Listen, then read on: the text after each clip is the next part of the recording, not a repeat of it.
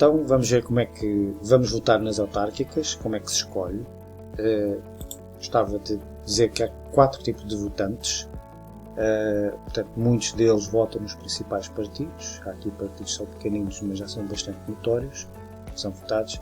Há um segundo grupo de partidos que não são tão conhecidos, ou então já se perderam um pouco na história, tem pouca divulgação.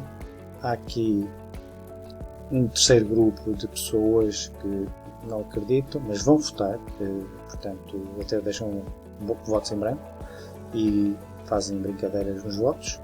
E há aqui um grupo que são 45% que não votam, não acham que vale a pena, não acreditam em votar.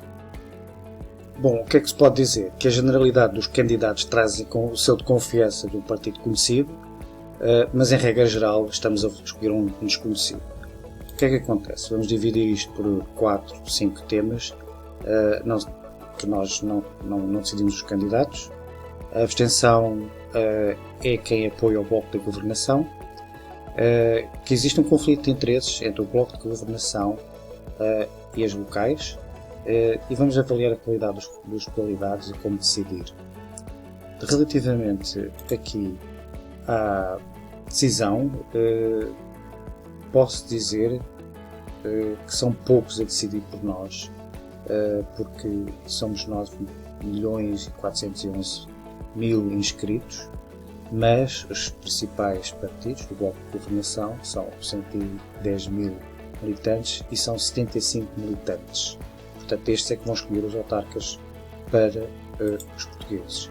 Aqui no caso do Conselho de Oeiras, é onde eu moro, para um Presidente de Câmara, 10 vereadores, 30 membros da Assembleia Municipal, 4 Presidentes da Assembleia da Junta de Freguesia, 12 vogais, 50 membros. Portanto, cada partido deverá, isto é uma presunção, deverá ter 50 pessoas a escolher para estes 147.000 votantes. Portanto, são poucas pessoas a escolher quem são os autarcas destes todos inscritos e mais aqueles que não estão inscritos. Embora também possa dizer que a direção do partido pode tomar a decisão de quem será o presidente. Mas a percepção que se tem é que serão as secções locais que vão decidir quem serão estas pessoas aqui para candidatos. Muitas delas nem sabemos quem é que são. Outra questão é o seguinte, é a abstenção, que a taxa de abstenção é muito elevada, e o exemplo que temos é que em 308 câmaras representam 2.074 mandatos. O que acontece é que do PS, que teve 21% dos votos nacionais, ficou com 47% dos mandatos, e o PSD, com 17% dos votos dos 9.411.000, ficou com 35% dos mandatos. Ou seja, aquelas pessoas que não votam, na realidade, porque não acreditam na realidade, elas estão a votar e estão a duplicar a votação nestes dois partidos. Portanto, não faz sentido quem não vote dizer que não acredita nisto. Não, elas estão a mandar votos para a governação geral, para o Bloco Central.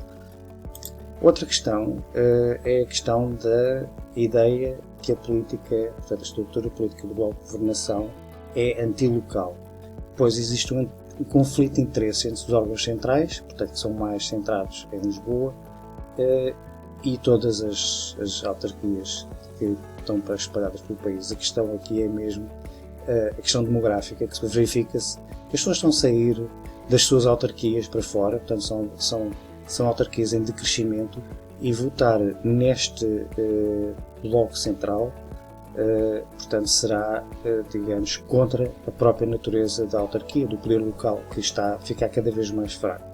Portanto, a perda de população é um sintoma, mas de facto é antissocial. Isto não quer dizer que esteja aqui a fazer um manifesto anti-bloco, tipo PS, PSD. Até se recomenda que as pessoas que estejam aqui nestas secções distritais que se inscrevam nos partidos para terem uma maior participação. Portanto, não é toda aqui uma situação, mas as estatísticas não mentem e dizem que os partidos, portanto a governação geral, estes partidos que estão a captar votos por este partido A ou partido B, alguns não são do Bloco de Governação, mas a maior parte deles foi, não estão a ser pró-autarquias aqui do resto do país, que não Lisboa. Outra questão aqui é a qualidade dos candidatos. Muitos candidatos entram nos partidos, portanto, familiares, acesso, até aqui por nossa recomendação, que escreve. Depois há aqui uma questão das lutas das secções distritais, que se coloca a questão como é que eles são escolhidos, e depois outra questão aqui que se coloca é o que eles fazem na vida real, se é uma necessidade de serem políticos, ou seja, se eles são políticos por necessidade de carreira ou são políticos por inspiração. E na realidade, na vida real, um bom líder, aqui estamos a falar no resumo, líder, portanto, é caracterizado por 4 fatores, que é a formação, a experiência, portanto, pelo caráter. Já temos aqui políticos que demonstraram pela corrupção e por casos de crime, e pela liderança. Portanto, isto é a nível geral. Transpondo para a democracia, diria que se uma pessoa é candidato a presidente da Câmara Municipal e não tem experiência nem formação, é um péssimo candidato. Mas pode ser um candidato de início para membro da Assembleia da Junta, por exemplo, para ganhar mais experiência e para subir até presidente da Câmara. Uma questão muito importante é que é difícil de validar os candidatos, a qualidade das pessoas, mesmo ao nível das secções e distritais, mas existem sempre indicadores. Normalmente os partidos apostam na capacidade de combate e no poder de argumentação, mas parece que não estão a cumprir com a aferição do caráter das pessoas. Portanto, é, digamos, um ponto a ver. Revertendo também aqui para a democracia, a questão da liderança, portanto, e aqui a capacidade de liderança. Há pessoas que têm mais capacidade de liderança, portanto, são aquelas que irão ocupar o cargo do Presidente da Câmara Municipal, e há aquelas pessoas que são também interessantes, mas são mais cooperantes, podem dar ideias e, portanto, são mais da parte participativa e, portanto, ajudam bastante.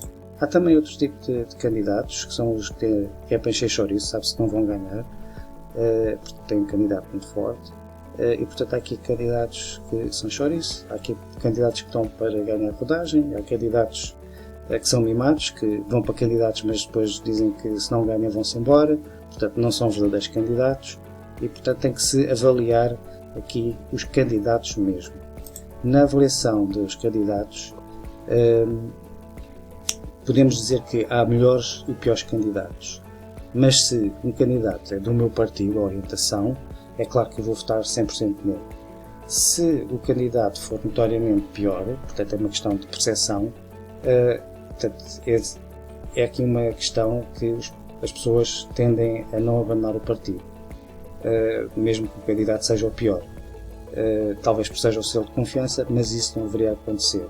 Aqui no caso da autarquia de Oeiras, portanto, o PS teve em 2019 33%, mas como tínhamos aqui um candidato muito forte, que era o Isaltino Moraes, o PS ficou com o pior candidato e ficou nas autarquias com 15%.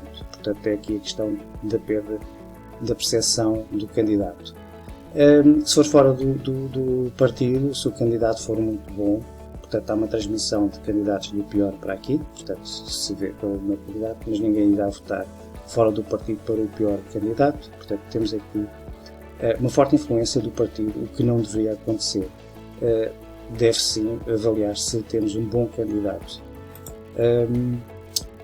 Em termos de política, como é que nós somos influenciados para votar?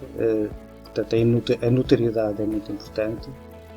Muitas vezes o que aparece, a única informação que temos é um cartaz na rua, imagem fofinha. As próprias câmaras municipais promovem as suas obras disfarçadamente a campanha para o candidato da Câmara. Também temos programas eleitorais. Portanto, a imprensa e rumores também ajudam, mas portanto, o que influencia mesmo é o voto de clã, o voto clubístico, que influencia bastante. Na matriz de decisão, temos aqui dois fatores, o melhor e o pior candidato outra vez, e se existe um bom programa ou um mau programa. O programa é uma coisa muito pouco vista e, portanto, deve-se ter algum conhecimento do que é que o candidato propõe. Uma coisa é certa, um pior candidato e um mau programa não servem. Aqui é a questão mesmo se o pior candidato e o pior programa é este aqui.